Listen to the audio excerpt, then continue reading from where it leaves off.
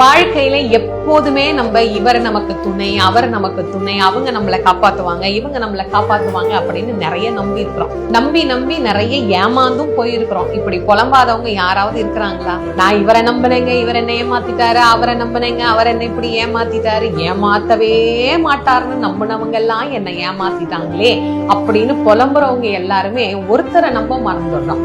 யாரு? நம் சொந்த கடவுளாகிய கந்த கடவுள். அவர்தான் என்னைக்கு துணை அப்படிங்கறது ஏன் நாம மறக்கிறோம்?